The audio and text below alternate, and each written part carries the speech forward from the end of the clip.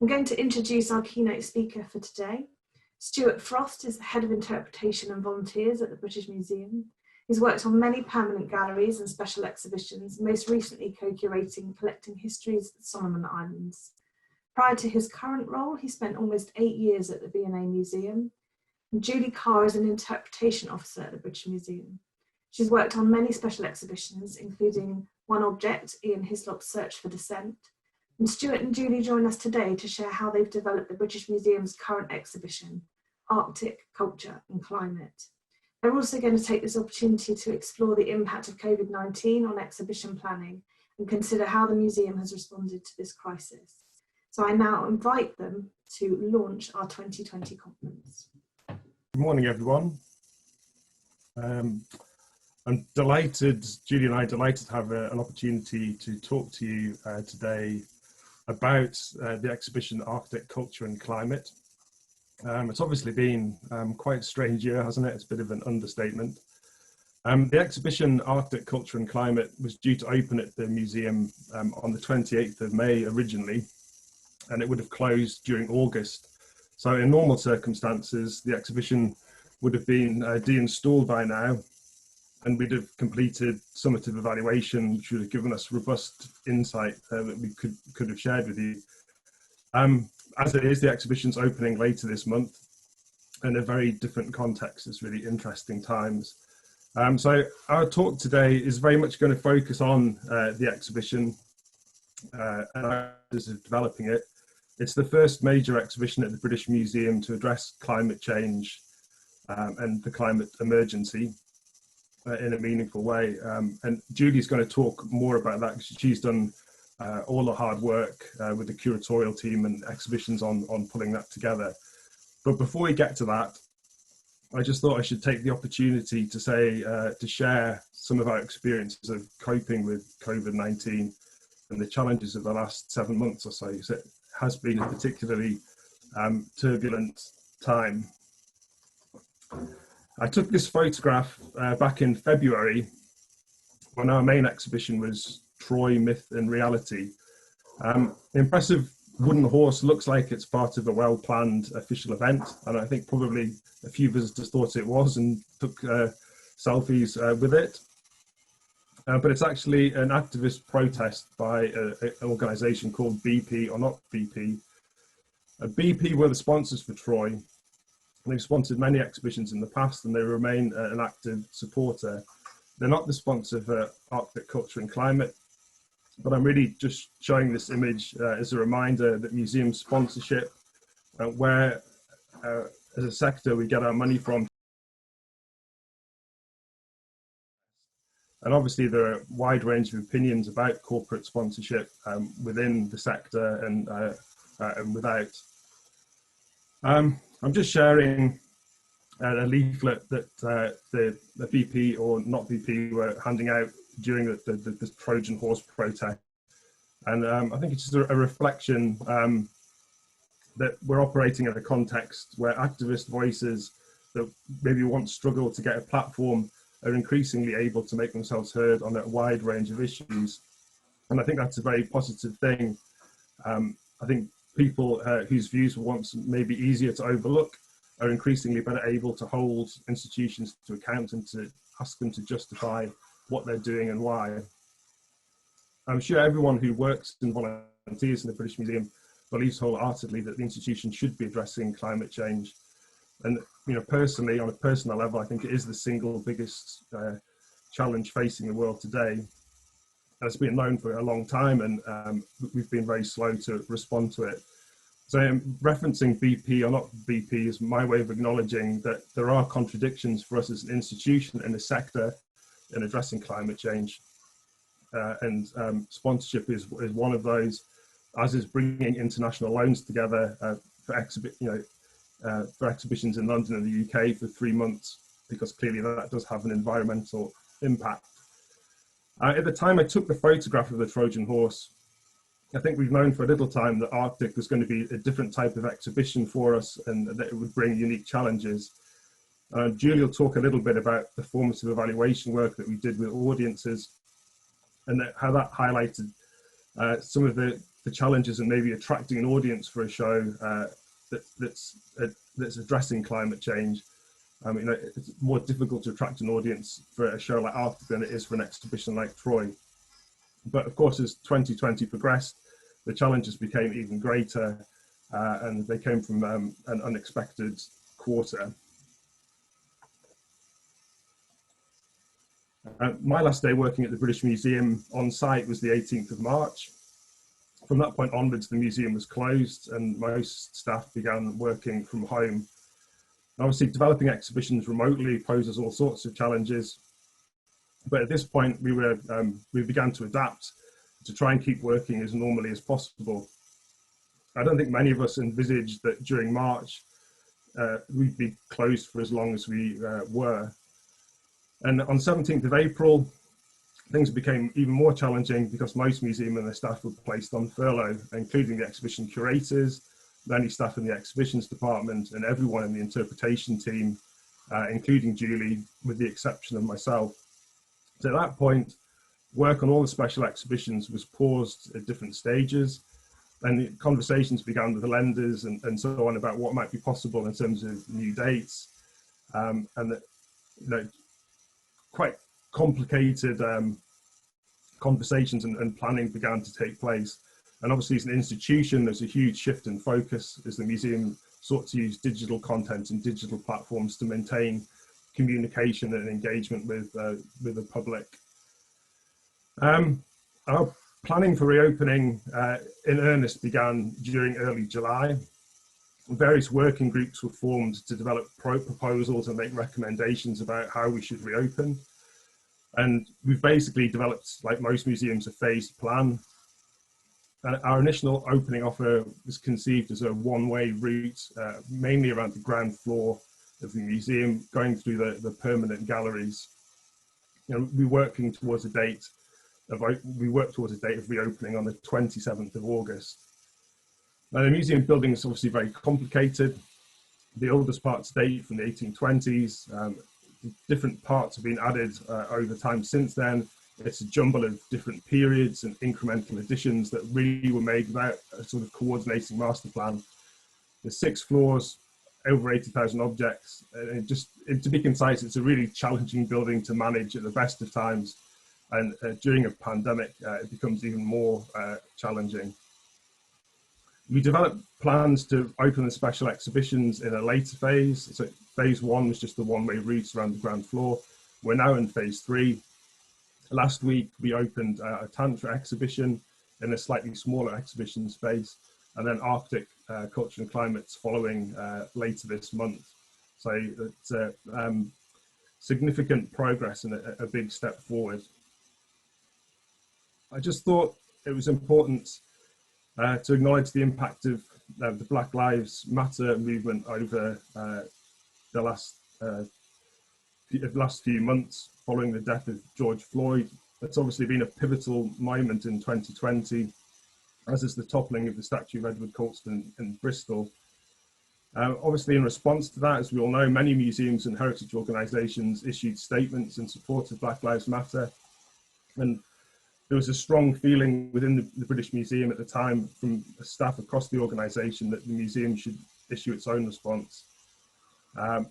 Although I'm sure most people were aware that that statement was likely to attract widespread criticism, given the perception of the museum as having strong links to colonialism and looting by the British Army.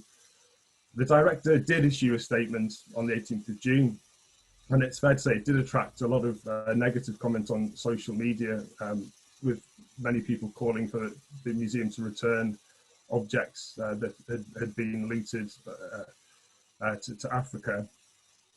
The issues that we as an institution and we as a sector are seeking to address in relation to Black Lives Matter obviously can't be addressed quickly, but we were keen to make some immediate changes that would be visible on the one-way route when the museum reopened, to show that we're committed to making meaningful change, to follow up on the statement that the director issued. One of the one of the actions that was taken was to remove the bust of Sir Hans Sloane, which had been ex-case on a pedestal in the Enlightenment Gallery, to move it into a case and to contextualize Sloane's story more meaningfully for visitors. So Hans Sloane's collection was basically the foundation of the British Museum in 1753.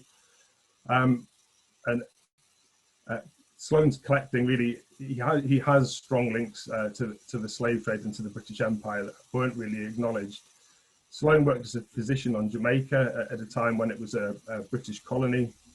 Enslaved people on Jamaica were part of his collecting parties, and he drew on their knowledge of Jamaica's plants and wildlife to help with his collecting. And when he returned to London after his time on Jamaica, part of his wealth was derived from plantations owned by his wife. And he also invested in companies that traded in enslaved people. And obviously all of this wealth enabled him to collect. So this was, I think, a small but very significant change to recontextualize Sloane and to be more honest and transparent about his story. Although it was a small, relatively small change, it attracted a disproportionate amount of media attention, some of which was quite misleading, sort of implying that the museum had taken Sloane off display altogether, which obviously wasn't the case. And as David Olusoga wrote in The Guardian, in less hysterical times, a minor act of curatorial reinterpretation and recontextualization would be of little interest outside the museum world. Instead, it sparked yet another confected outbreak of needless hostilities in Britain's ongoing history wars. Taking Sloane off his pedestal and setting him within historical reality is not an act of erasure, it's a small act of recognition. One of the other changes that we made for opening on the 27th of August was the introduction of a new trail, a series of linked interventions across the one-way route, highlighting 15 objects to talk about some of the ways objects that left their home country, their place of origin, and came to be in the British Museum.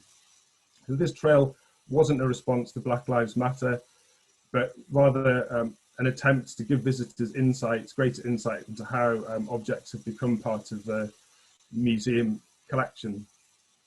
This trail, these interventions, were sort of intended to give visitors a greater awareness of the history of the British Empire, which isn't really, the history of the British Empire isn't a story that's told in a single place within the museum.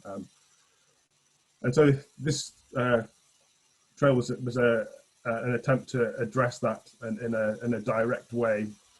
And basically, you can see on the screen here an example of one of the stops. This is relates to a bark shield, sometimes known as the Cook Shield, sometimes known as the Weagle Shield.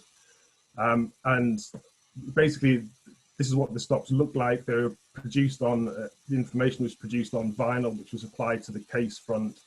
And then there's a leaflet, a PDF leaflet on the website that helps people navigate the way between the stops. So there's more information on the website if you want to find out more, if you want to read the text. And this project is an ongoing project. This is, if you like, phase one of that project. Phase two is to add more objects in collaboration with external communities, people, and to bring other voices into it. And the intention behind it is to learn lessons that we can then feed into redisplay of the permanent galleries, which is what the museum's moving towards in the decades ahead. We also updated some of the interpretation in the permanent galleries. So, for example, we changed the interpretation of the Benin display in the Africa Gallery to be more upfront about the looting of the British Army and how some of those objects arrived in the British Museum. It also talks about some of the work that the museum's involved with the Benin Dialogue Group about what should happen to those objects going forward.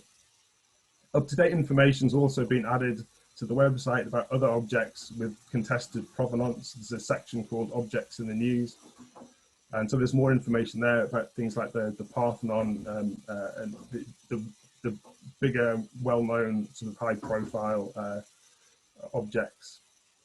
Making all of these changes within a period of 8 weeks, alongside the work in opening a museum as a whole, as a whole was obviously quite challenging, and there were long hours, lots of conversations, and there's obviously a recognition that these are all small steps, that there's a lot more hard work that's required, and bigger conversations and bigger projects need to follow on from this. On a personal level, I found working on the reopening of the museum a stimulating and largely enjoyable experience, strangely.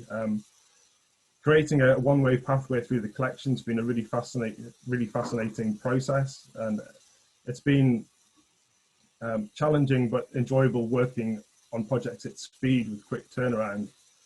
It has been, a challenging time, but I think also there are opportunities to think differently, experiment, and to improve. And we've been testing and learning.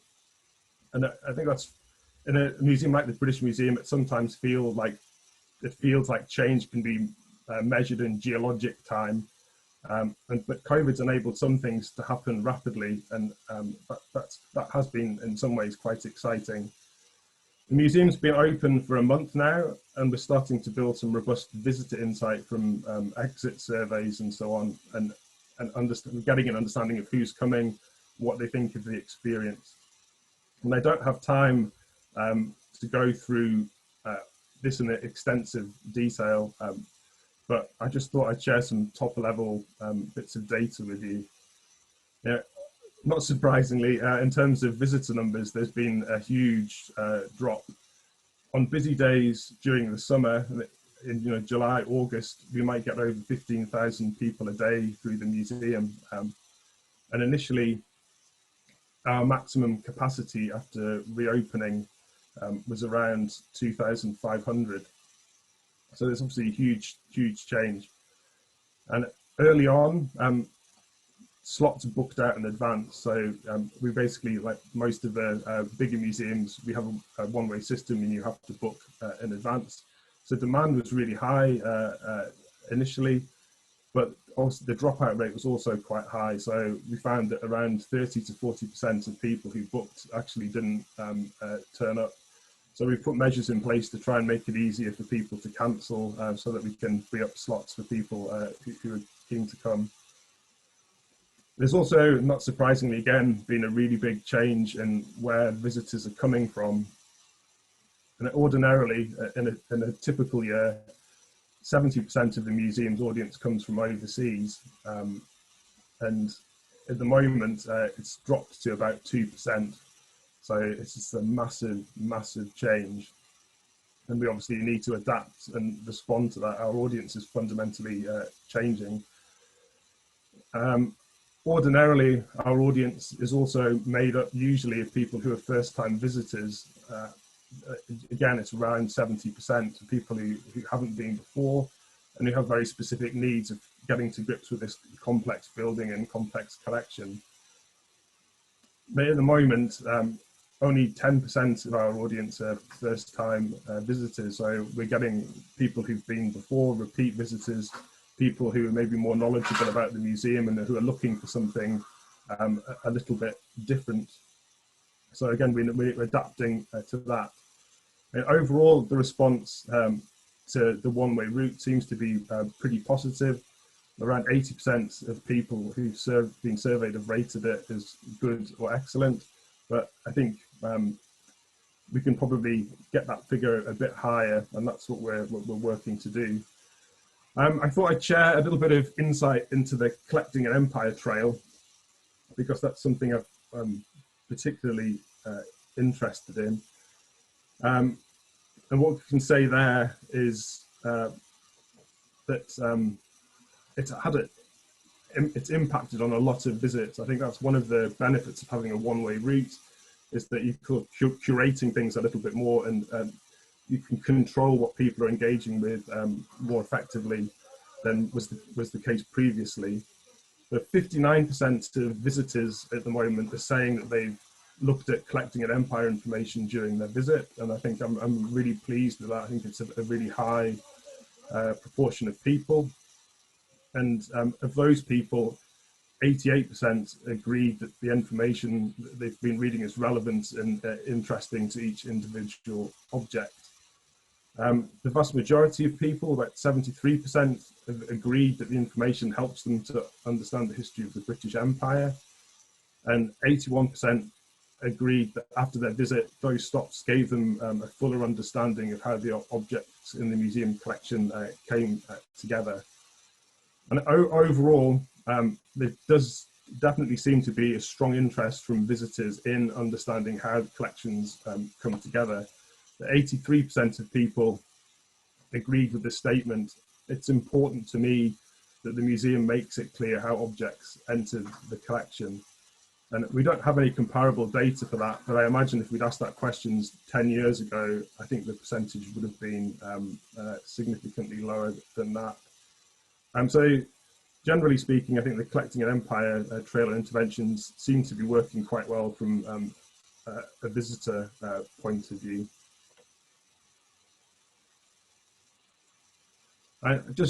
This is a slide of the Enlightenment Gallery at the museum. So this is where the Sir Hans Sloane bust in new cases. It's in the middle of the gallery, and this is actually taken during opening, and it's just remarkable how quiet the museum is in comparison to if we took this photograph the same date and time last year, it would look completely different.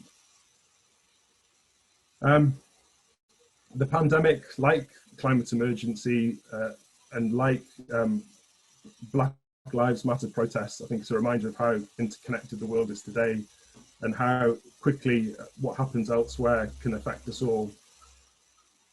You know, pandemics, protests, climate change transcend national boundaries and national politics. And yeah, it's really interesting time, I think, in the sector. Given what a challenging year it's been, we're delighted that despite everything, we've been able to open the Arctic exhibition, because I think when we went into lockdown, it was very uncertain about what was going to happen to the exhibition. We've been fortunate that many special exhibitions have opened before Arctic, in London, at the V&A, at Tate, National Gallery, the Design Museum, and so on. So we've been fortunate to be able to learn from the measures that have been implemented there. At the same time, I think Arctic is a little bit different in that it's one of the first exhibitions, I think, which has opened post-lockdown, rather than it being a show that had already opened and then closed. And there obviously have been lots of challenges in getting it ready. Some loans from overseas haven't arrived, for example, but the cases for those loans had already been designed and installed. Our ambition in creating the show was to create an immersive multi-sensory exhibition with a strong appeal for families and younger audiences. But unfortunately, we've had to remove or restrict some of we had tactile materials and handling stations and so on. And obviously that's just not practical at the moment. And we've had to redesign some of the interactive storytelling, interpretation and so on. And needless to say, we've obviously had to significantly reduce the capacity in the exhibition itself. And as a way of countering that, we've been able to extend the run.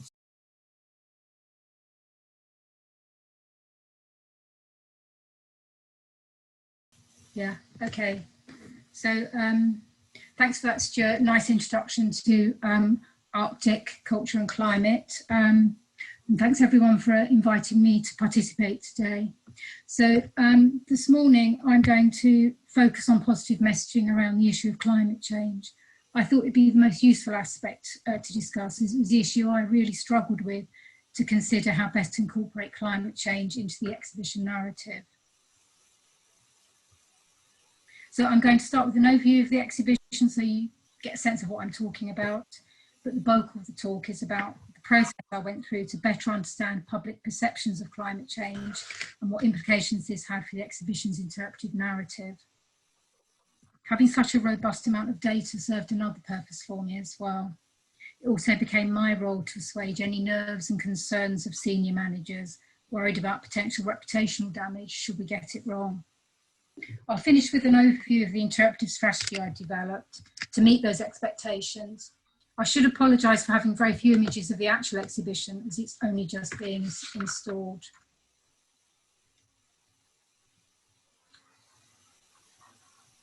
I will be discussing the exhibition in relation to climate change only. There isn't really time to look at the wider narrative, which, for example, looks at the effects of colonialism and their artistic traditions going back thousands of years. But it's within this overall story that the thread of climate change nestles. And of course, we are using the largest and most diverse circumpolar collection of objects ever displayed in the UK to tell our story, as well as contemporary artworks, some specially commissioned. There are over 100 awe-inspiring, exquisitely made objects crafted from raw materials of the Arctic landscape. This includes walrus ivory scrapers, bags made from eider duck feet, sealskin clothing, reindeer saddles, and stone kettles. So how does climate change fit into the overall exhibition? Curators are always told that they have to be able to sum up an exhibition in 1 or 2 sentences. So this is what they came up with for Arctic. It's developed in collaboration with Arctic communities and celebrates the creativity, ingenuity and resilience of Arctic peoples living in the Arctic region, past and present. It focuses on the powerful story of respectful relationships with icy worlds and how they've harnessed the weather and climate to thrive in what many outsiders or us southerners regard as a barren environment. And what we'll be looking at today, threaded throughout, are the realities of being one of the groups of people and areas on the front line of climate change. We talk about how it has caused a dramatic loss of ice and permafrost, eroding coastlines and threatening communities. Climate change has caused erratic weather patterns there and seasonal disruptions, so placing unprecedented pressure on the people that live there and really threatening their way of life. Such unpredictability means that they can no longer adhere to models of behaviour that they've developed over thousands and thousands of years, making, for example, hunting and travelling more dangerous, so people are dying. The exhibition shows how Arctic peoples have adapted to ways of climate variation in the past with cultural adaptation, material innovation and social collaboration, strategies they are continuing to use to face the effects of the current climate emergency. And of course, because what happens in the Arctic will affect us southerners, this exhibition is a reminder of what we can learn from such attitudes and actions in a world that is rapidly changing. From the outset, the museum's ambitions around climate change were clear, with no equivocation. Climate change is happening. To better understand the way that climate change directly and drastically affects the lives of Arctic people, the curators wanted visitors to think about climate change and in the lens of weather and climate as lived realities rather than as abstract concepts. I mean, our southerners use weather apps to find out what the weather's like instead of sticking our head outside. We are so disconnected from it. Whereas for Arctic people, it's intrinsic to their way of life, a daily reality, and they employ ecological knowledge built up over 30,000 years to live that way. Climate change is disrupting this acquired knowledge, even making it obsolete. 50% of our key messages relate to climate change, underscoring the dual intent of the exhibition. We also wanted visitors to come away both intellectually and emotionally enriched, but especially to feel inspired to take a deeper interest in global climate change and to feel that they can make a difference. So that's just the background to the exhibition. I'm now going to look at how I gained an understanding of public perceptions of climate change and what implications this had for the exhibition's interpretive strategy. At this point, I have 3 key questions. How would our visitors react to the British Museum directly addressing a contemporary issue of global concern, which, as the title of this session acknowledges, is a challenging issue that many people prefer to ignore? How should I approach the topic of climate change in an object-based exhibition? And finally, would it be possible to blend anthropology, science education, activism and entertainment into an appealing proposition for our visitors? To answer these questions, I examined BM evaluation data, asked my peers for advice, and read some recent research papers about public engagement and climate change. Luckily, as the exhibition was being developed, it became really clear there was already a growing appetite with the public for climate change activism. As Stuart said, close to home, we've got BP, not BP, holding protests at the BM. Up the road in Oxford Circus, we had Extinction Rebellion blocking Oxford Circus twice last year. More widely, we have Greta Thunberg and her school strike for climate movement. And she joins a long list of young grassroots activists the world over, such as Dion Shakuza here from Namibia, who's taking part in our programme of events. But will British Museum's visitors be interested? At the BM, we have two distinct groups of visitors, those visiting the free permanent galleries and those who visit special paid-for exhibitions, who tend to be a mix of visit regularly our special exhibitions, tend to live in London or in the UK. How would they react to an exhibition about climate change? As Stuart said, we haven't done a major exhibition about climate change before, but I'm going to start by discussing the summative evaluation findings for Disposable Rubbish and Us, a recent free display looking at single-use and repurposed objects past and present. Not only did it score highly for provoking visitor interest in the topic of climate change, 76% rated at 4 and above on a scale of 0 to 5, but it also scored very highly on the question, how important was it that the British Museum should be tackling contemporary issues? 96% rated it 4 or higher. One respondent said, it's important to create and maintain a dialogue about contemporary issues because that's the world we're going to have to live in. What about our exhibition going public? Would they come?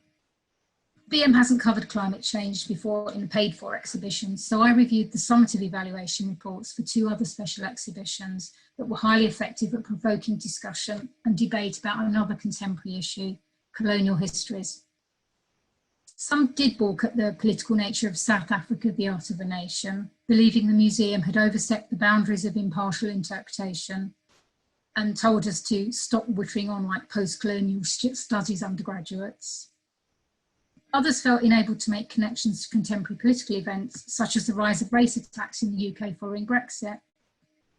Many visitors, however, to both this exhibition and Indigenous Australia Enduring Civilization responded positively to the way the museum had openly and frankly presented issues surrounding British and European involvement in the treatment of Indigenous peoples.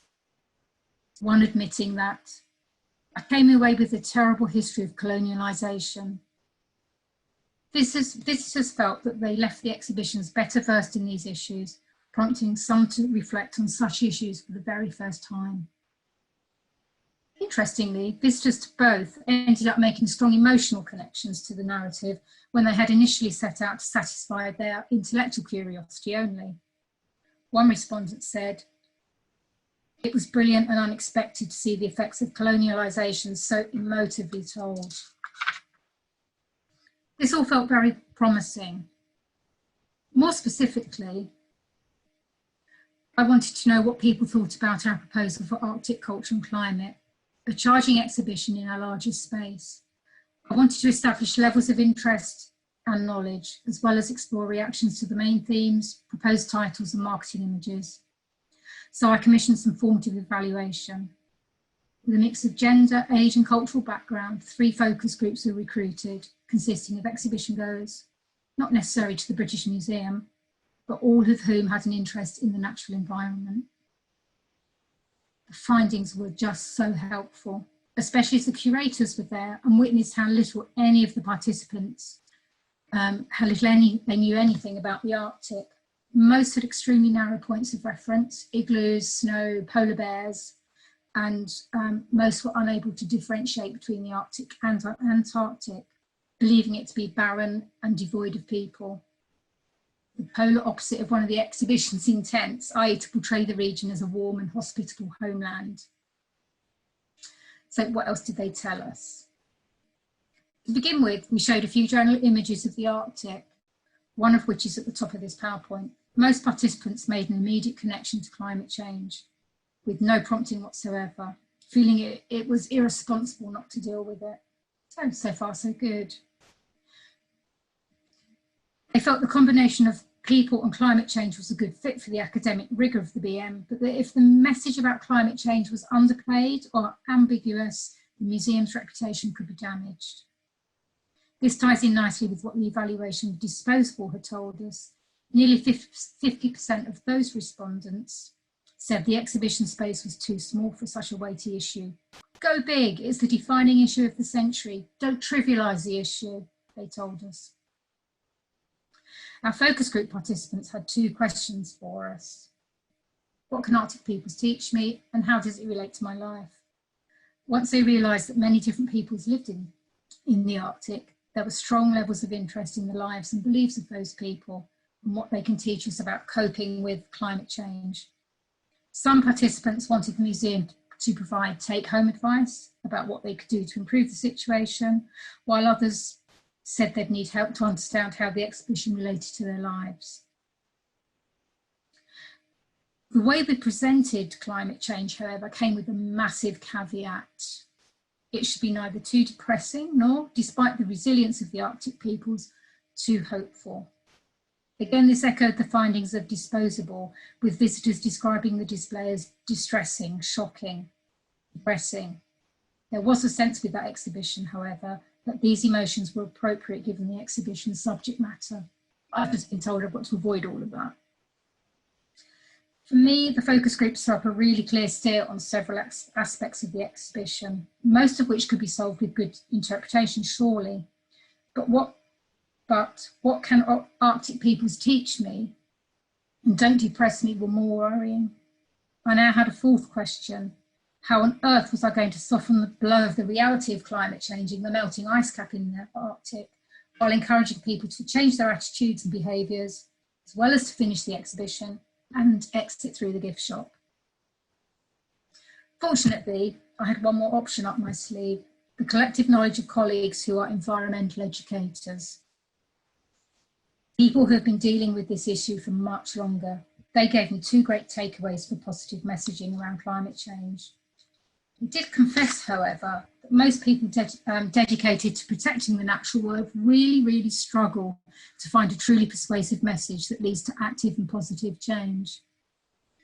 But why? This is because only a minority of people value the natural environment for its own sake. So the majority see climate change as a problem for the future, not for today. They are likely to disengage from loss extinction messages, and I've got a melting ice cap to convey, as it requires them to prioritise the needs of the environment over their own immediate interests and needs. Plus, laden with cold hard facts and figures, most climate change communications, which are aimed at scaring people into making positive change, often have the opposite effect, inducing apathy or guilt, but not action. On top of that, many people are over-optimistic, believing negative messages about events will never actually happen. This ties in with what focus groups said about avoiding depressing messages.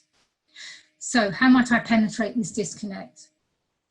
What were those 2 takeaways for positive messaging? The first was around changing behaviour and attitudes in order to motivate people, to make them care about the environment, to want to protect it. People can't do this, however, without first making emotional connections to it. Research has shown that messages based on the awe and wonder of nature stimulates feelings of empathy and positivity towards it. How does this work? This approach somehow manages to reconnect people to an early emotional, nature-related experience, usually from their childhood. A similar but much more complex approach employed by the Wildlife Trusts, the National Trust and other nature-related organisations was a revelation. to ensure their visitors emotionally connect to nature and therefore develop a more lasting and meaningful relationship with it. They have moved away from imparting knowledge based on scientific fact and identification.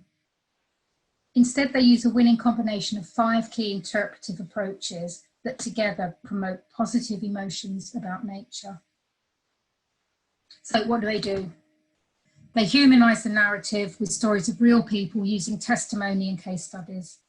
They personalise the narrative, ensuring visitors can find stories that are relevant to them, perhaps about pets or plants, their gardens.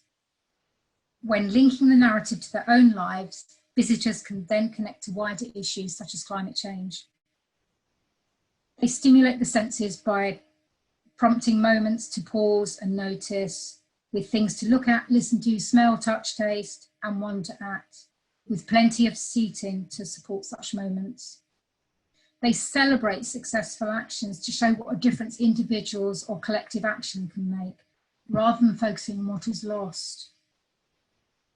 And finally, they let visitors decide for themselves. Alongside opportunities to realise the joy and wonder of nature, these organisations provide opportunities for visitors to reflect on what nature means to them, which helps create emotional bonds with nature.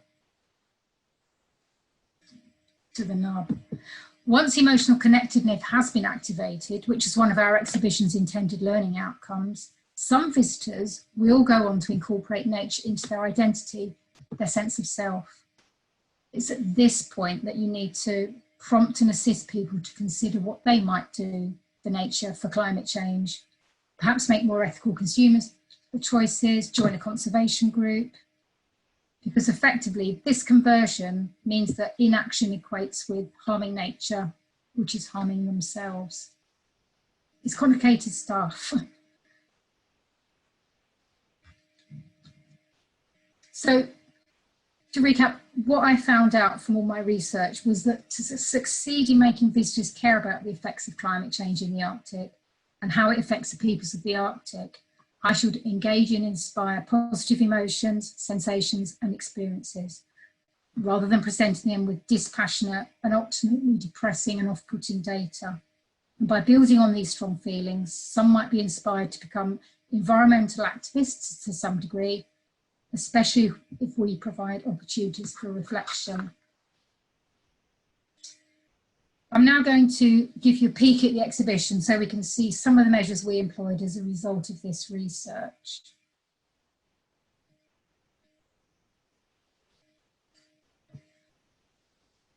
We took on board what the focus group said about avoiding reputational damage by watering down the climate change message.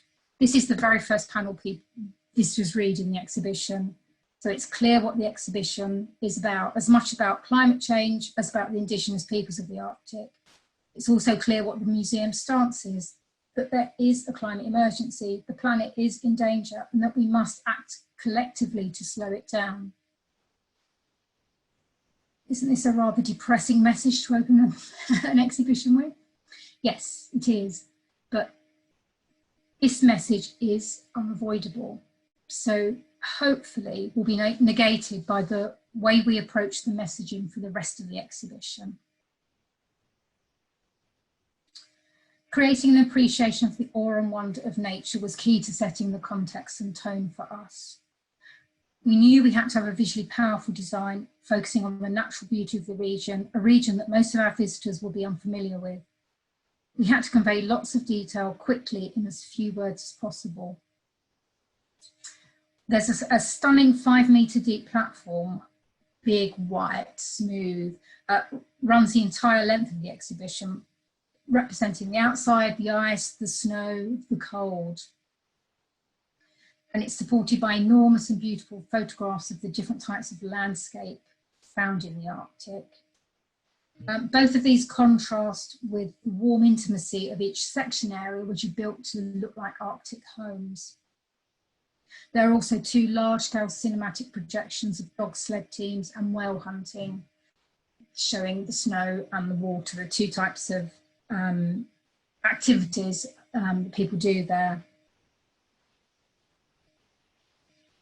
we wanted visitors to see the polar region from the point of view of the Arctic peoples. So use this map of the world that you can see here, which might look a bit strange to you, but it's centered on the North Pole.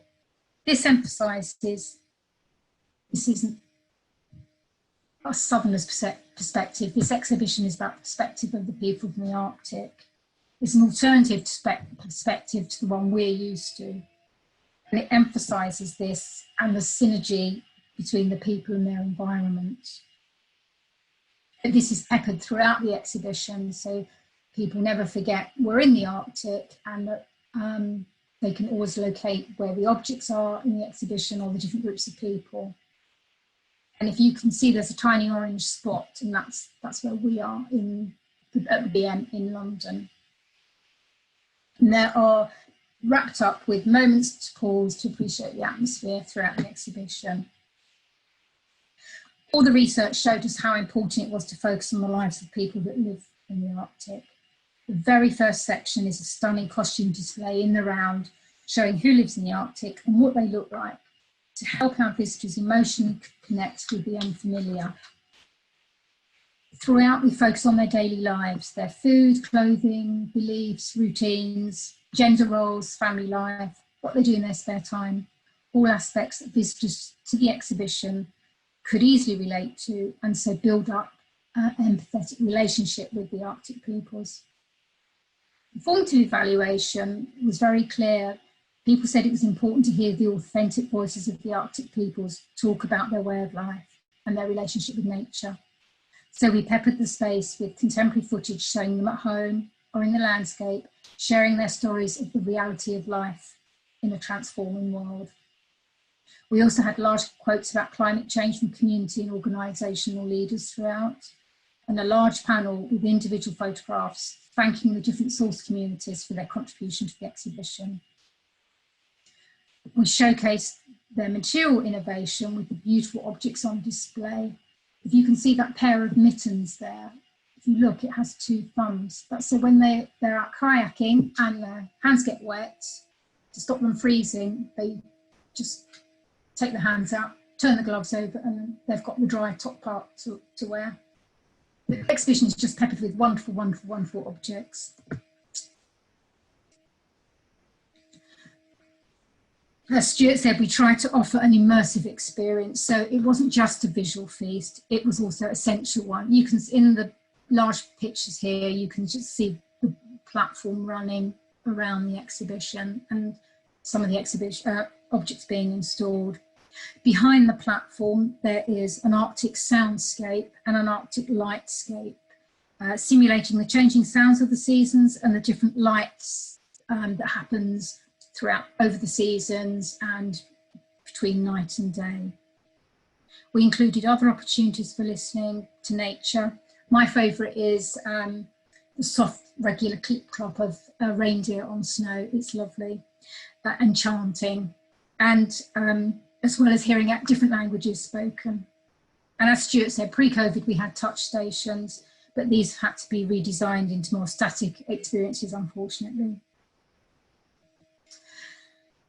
And of course, did we manage to create positive messaging around climate change? Not an easy ask, given the reality of the situation in the Arctic. So we did as we were instructed, and first avoided facts and figures, and instead fully integrated the climate change narrative, so visitors would have to engage with it.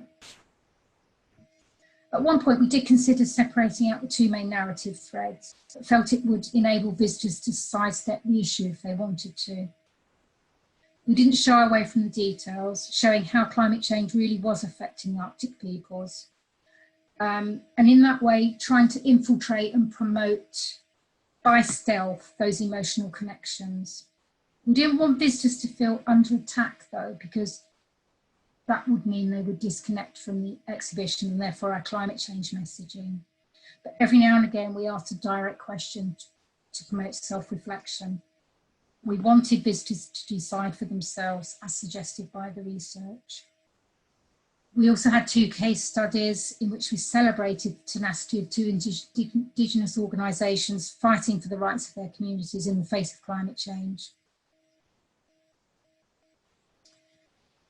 The final section of the exhibition is an uplifting space given over to an Inuit intergenerational art project which supports young adults cope with the way climate change is affecting their communities. This area of reflection is meant to leave visitors feeling hopeful that our future is in safe hands. There is one big omission though. We didn't have a call, we ended up with no call for action. That was very much part of my interpretive plan, working with our communities team and local groups, preferably diaspora communities from the Arctic living in London. We wanted to create a call to action space for our visitors. Unfortunately, the curators felt this would clash with the Indigenous voices heard throughout the main body of the exhibition, so it became the much quieter contemplative space that you see here.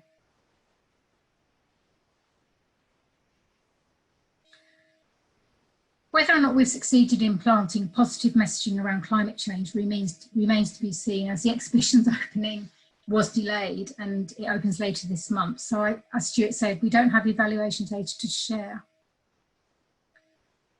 You might say this approach was simply good interpretation, but without the research, it would also have been just a hunch. On reflection, if I was asked to describe this exhibition now, I would say it was a love letter to the Arctic. It's about the environment, the different people who have forged successful lives there, and the animals with whom they share that bountiful space. It's also a passionate plea for us Southerners to act now and support Indigenous peoples of the Arctic in their fight for climate justice, and to ensure that they can continue to live life on their own terms, on the ice, in the cold, and with the weather. I hope our visitors get that and join the fray to fight against climate change. Thank you for listening.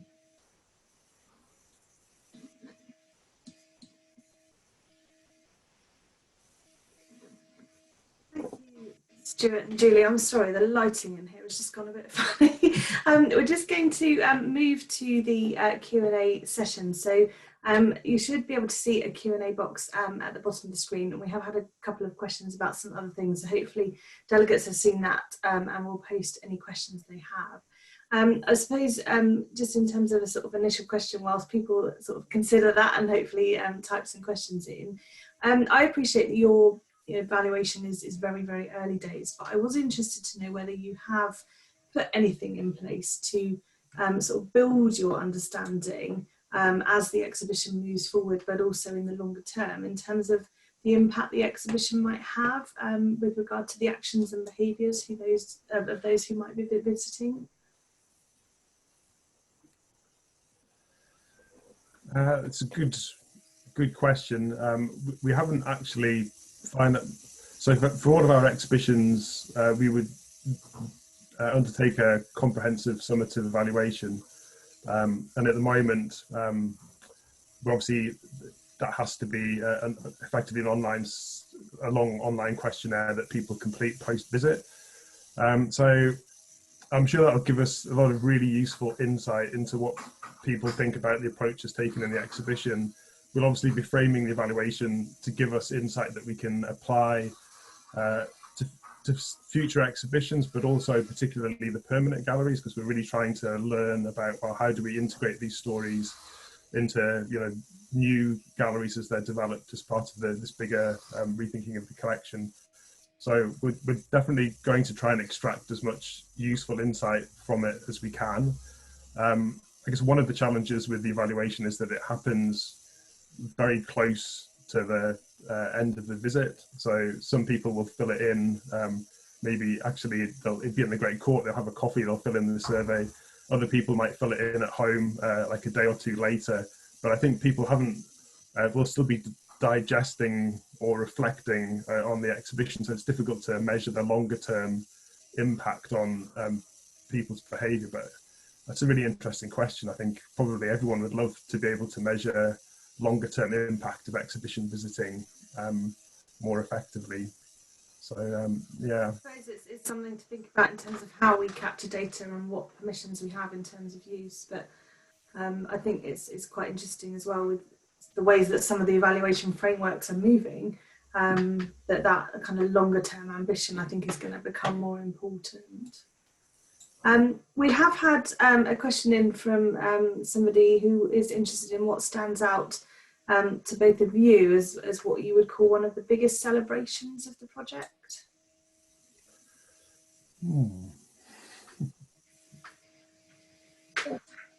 For me, I think it will be getting our visitors to understand that it's a rich, hospitable environment, that people live there and they live full, enriched lives. It was really clear from the formative evaluation, if people didn't even know where the Arctic was, north or south of the world, and we also acknowledge in the exhibition that most people are very unlikely to ever visit there. And I think when you look at the maps, and sometimes when you see, for me, some of the communities that people live in, it does really feel like they're on the edge of the world. But of course, for them, they're in the middle of the Arctic, this wonderful, rich, bountiful region. But their perspective is so different to ours. And I guess I'm just really delighted that the exhibition's happening. Just given it's been such a roller coaster of a year. I mean, honestly, so I think it's just everyone involved in, delivering an exhibition like that. It's so many people, that are involved in helping make that happen. I think it's just an incredible, I think everyone involved with it should be really proud that they've managed to make it happen and that it's taking place. I think, obviously there'll be fewer people going in the exhibition than usual. I think hopefully that will create an even more enjoyable visitor experience. And I think it potentially creates a really great forum for conversations to happen around it. Because I think one of the big opportunities that's sort of arisen from COVID is obviously putting events online, and that you can involve people from around the world. You can reach more people, you can open up more conversations. I think that's a great thing. We've recently run some events that normally would have taken place in the lecture theatre, and that the capacity for that would be 300 people in pre-COVID times, and I think the audience was 1,300 people. So you can get more people involved in the conversations. I think that's a really positive thing as well. Oh, thank you.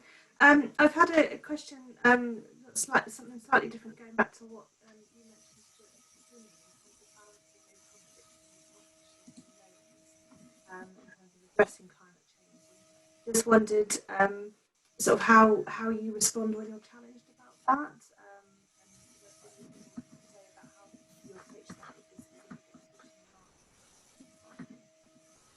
Sorry, you're breaking up. I didn't. Oh, sorry. That's right. Did you hear it, Julie? No. Yeah. Okay. Sorry. It was. Can you hear me now? Yeah. Perfect. It was a question about going back to what you were saying at the beginning in terms of balancing the contradictions of sponsorship and loans, and when you're addressing an issue like climate change. Just wondered if there's anything you could say about how you address that challenge specifically with this exhibition in mind. I say a little bit about it, and I'm sure Stuart can follow on, but specifically about the exhibition, we were very conscious. We were doing an exhibition about climate change. The museum doesn't have a sustainability statement, and so that did prompt lots of conversations about the museum developing one, and that's still in, and I think COVID disrupted that, but that is still in train. For every exhibition, we have a sustainability statement on our acknowledgements panel at the end, saying that we try to use reuse our materials as much as possible and things like that. But there's also a massive disconnect, really, between that and the reality of curators flying out all over the Arctic to do research, to collect for the objects coming over to the exhibition, going back from the exhibition. So that was something we, the team's massive, but that was something we all felt we couldn't address then and there, but it certainly is now on the debate for exhibitions going forward. But I mean, has anyone got any answers how we could change that? Because how do we get objects from around the world, because that's one of the points of why people go to exhibitions. Exhibitions are income generating. It's a dilemma, not as intense as the sponsorship one, but it's also something that really needs to be addressed collectively, I think. Yeah, thank you. There's an interesting question from somebody asking whether you use your temporary exhibitions to encourage exploration of any of your... Sorry, just breaking up again. Sorry. I think that's because I'm trying to lean out of the sunshine. There's a question about whether you use your temporary exhibitions to encourage exploration of your permanent displays. I think ideally that's the case. Obviously, the museum has this incredible global collection, but amongst the wider public, the visiting audience don't necessarily know that, for example, that we have an incredible collection from North American material collections from the Arctic. So I think the exhibition's a really effective way of highlighting, part of the world, part of the collection, and raising awareness of it and encouraging people to visit. It is something that we measure through evaluation, and generally when people go to an exhibition, we obviously try to highlight that we have permanent galleries and raise awareness of them. And when people leave the exhibition, there's usually a high, people, around 50% will say, I'm going to come back and visit, find out more and go and see those displays. I think, in reality, the proportion that actually do that sort of drops off quite significantly. But I think exhibitions are really, effective tools at raising the awareness and opening conversation and debates. And we do try to, consciously use them as a way of doing that. It links back to the point you're making about having two clear different types of visitor, and whether there are ever, I suppose, opportunities to convert one to the other, get the holy grail, I suppose. There's an interesting point being made, and there's sort of quite a lot of context to the question, but they're talking about the approach to engagement that is exemplified by wildlife trusts and filmmakers, and talking about the positive stories that have dominated, and the way that obviously deters the public in engaging, but obviously has no real impact either. And just thinking about how that has really changed recently, when you think about what Sir David Attenborough's programmes are showing, and how people are being much more braver about the seriousness of the situation, and just asking the question whether museums and these kinds of exhibitions do risk that kind of depression factor, and what impact that then has in actually people hearing the message. And Julie, you did talk about this a bit. I was just wondering if there's anything that you sort of feel is actually sort of almost, risky in terms of ears being blocked when it becomes that negative. I think you want to go first, Julie? Sorry. Oh, sorry, Stuart. Yeah, I don't think I've got anything particularly profound to say, but it's we know as museum professionals we have to get people into those exhibitions, so we've got to promote a certain narrative to get people into the actual space. Once they're in the space, hopefully they're willing to absorb those messages. As we don't know yet about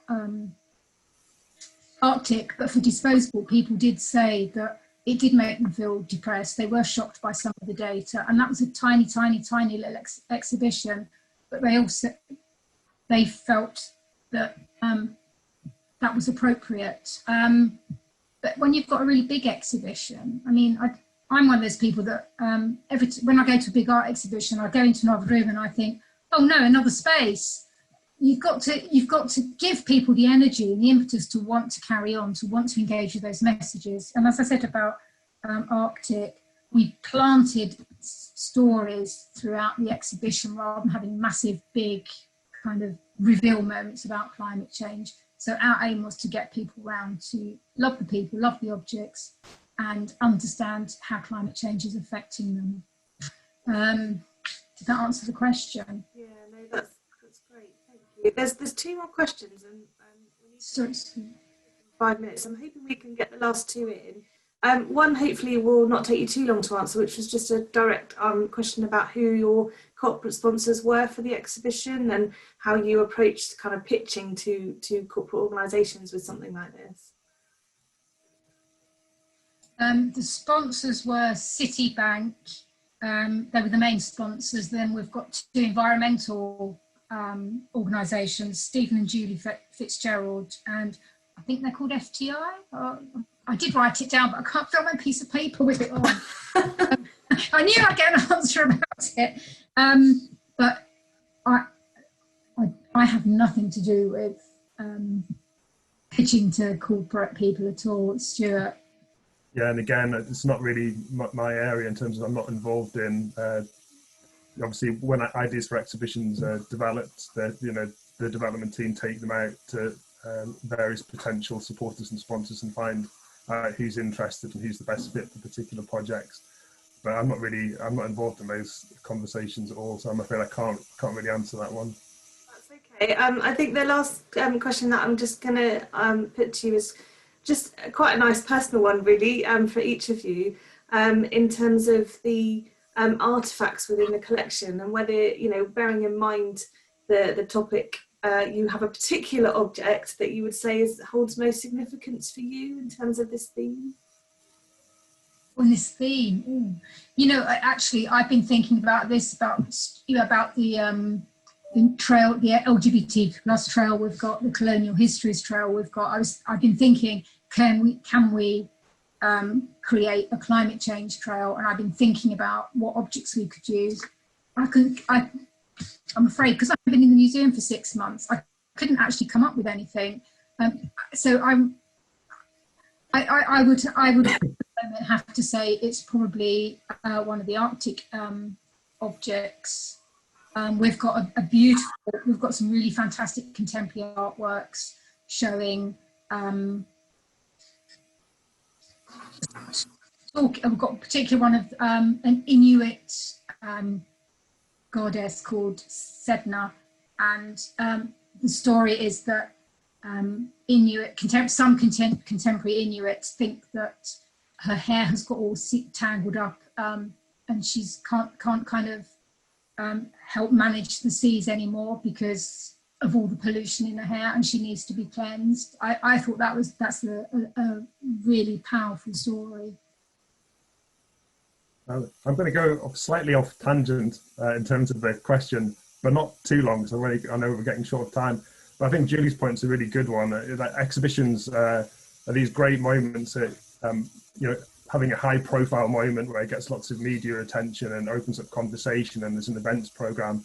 But the audiences that go to exhibitions, it's a much narrower audience than visits the permanent galleries at the museum as a whole in ordinary times, which obviously we're not in anymore. But I think Julie's absolutely right. What we need to be thinking about is how we tell stories about climate change across the permanent galleries, because that's the way you reach the widest audience, and that you get people to think about things that they might not ordinarily want to think about. So there will be some people who won't go to Arctic because they maybe it's just like climate change. I'm not going to buy a ticket to go and see that, particularly not in the context of COVID, and maybe you want to go and see something that's more something at the V&A where it's the kimono, and it's sort of lots of beautiful things to look at. So the exhibitions, permanent galleries attract a wider audience, and I think there's a great opportunity to use them to open up conversations and to reach people who won't go and see an exhibition, and to get them to think about something they might not think about. And one of my favourite objects is this gut-skin parka. I just think it's an incredible object, and the skill involved in making it, and the knowledge of how to use the animal to create something that's a very practical but also beautiful thing. And the skill of the seamstresses. Yeah, beautiful. Stitching that doesn't penetrate through the skin, so water can't get in. Little fact there. Thank you. Well, we're going to move on to our next speaker, but I just wanted to thank you both for joining us today. Pleasure. And I appreciate